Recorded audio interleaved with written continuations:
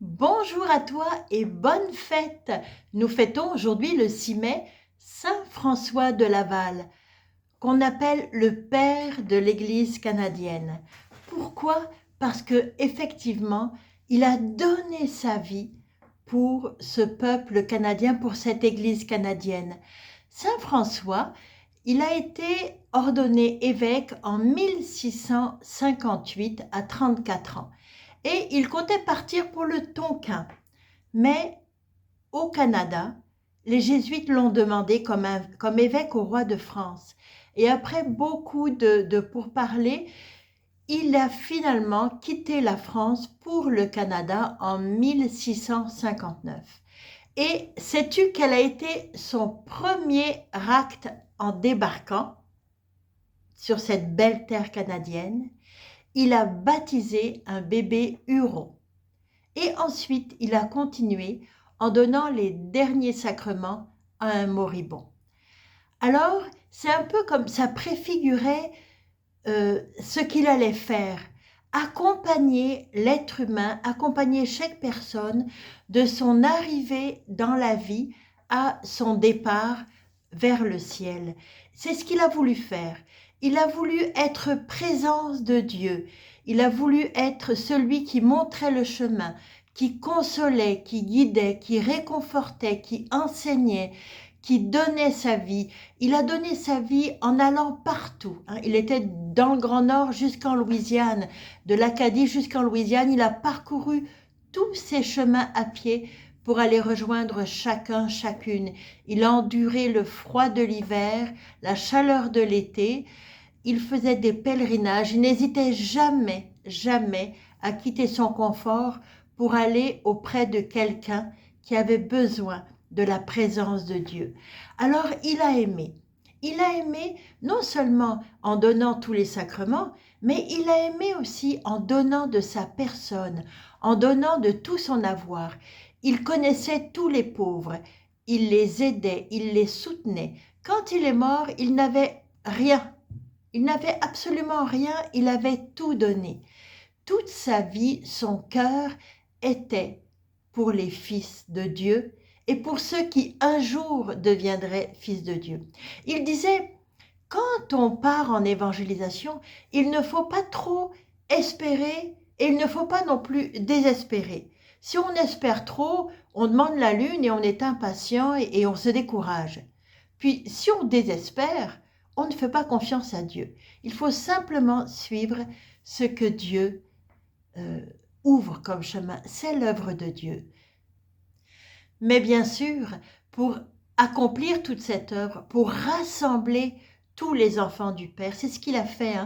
Il a rassemblé, et lorsqu'il est décédé, puis que l'Église canadienne a eu affronté beaucoup de difficultés, des envahissements, une guerre, ils sont tous restés groupés dans les paroisses autour de leurs prêtres, autour de leur évêque, parce que Saint François avait fait de tout ce territoire non pas une entreprise, mais la famille de Dieu.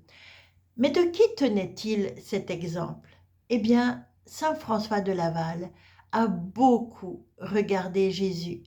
Il l'a regardé, il l'a aimé et il l'a imité.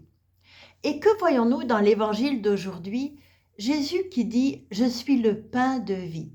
Qui mange ma chair et boit mon sang aura la vie éternelle. » Ce sont des paroles qui ont été très dures et beaucoup de personnes ont quitté Jésus à ce moment-là parce qu'ils ont pensé qu'il était un fou furieux.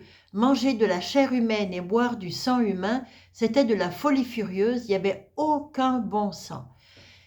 Et pourtant, Jésus nous dit « Celui qui ne mange pas ma chair et ne boit pas mon sang n'aura pas la vie éternelle. » En fait, Jésus vient nous redire « Je suis le chemin, je suis la vérité, je suis la vie. » Et pour que vous ayez part à ma vie, il faut boire ma chair et mon sang. Et comme il est très délicat, il savait que de la chair crue, c'était peut-être pas très sympathique, mais du pain, sous forme de pain et sous forme de vin, alors on pouvait accéder à la vie même de Jésus.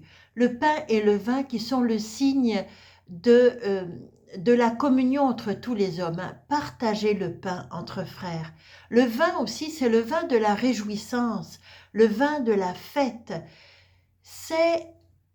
Partager la vie de Jésus, c'est une grande fête, une grande réjouissance. Ne faire qu'un seul cœur, n'avoir qu'un seul cœur. Ça se travaille, ça demande beaucoup d'efforts, mais ça demande aussi l'œuvre de Dieu.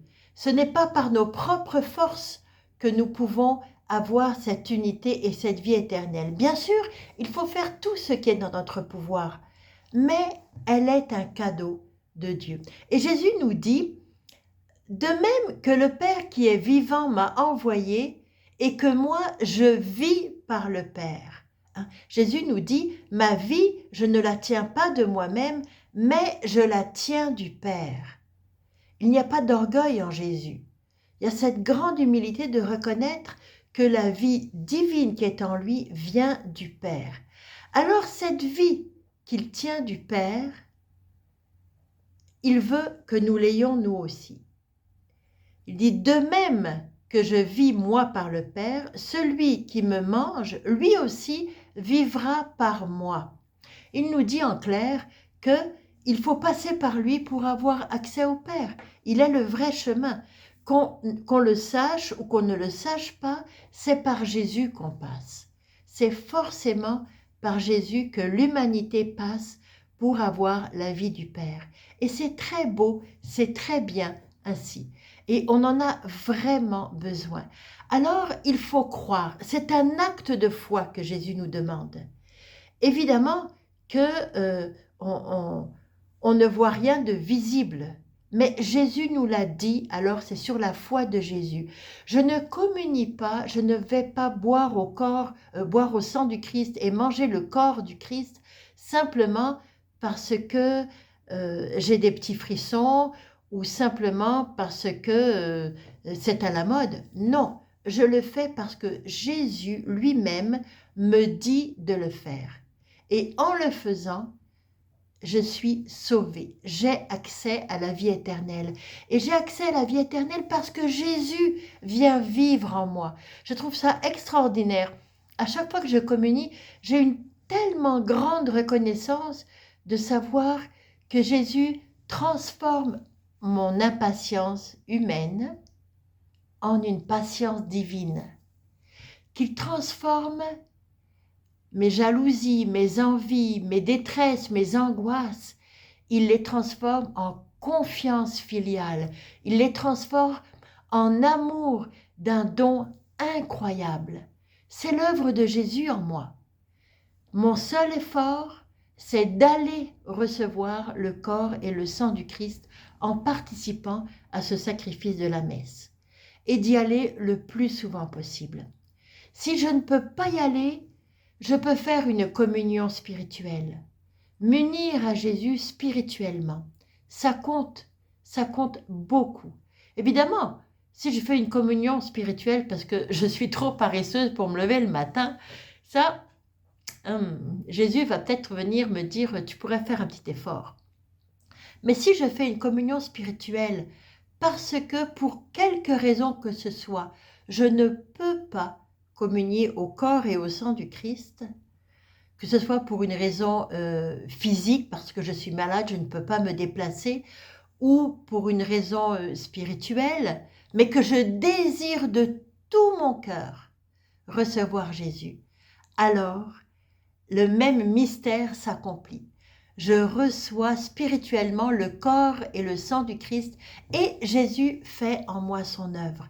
Et non seulement il me transforme, il me fait accéder à la vie divine, mais en plus, il me met en communion avec tous mes frères et sœurs qui communient.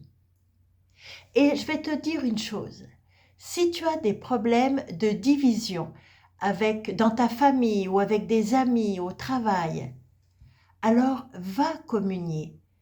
Va communier et puis offre-les, tous ceux avec qui il y a des divisions, offre-les à Jésus, dépose-les dans son offrande et demande-lui de faire des merveilles. Jésus va vous unir dans son offrande. La vraie communion, elle est dans le corps et le sang de Jésus, dans l'offrande de Jésus. Alors ce si merveilleux Jésus, allons le retrouver et puis laissons-nous transformer par lui. Bonne journée. Au revoir. À demain. Jésus,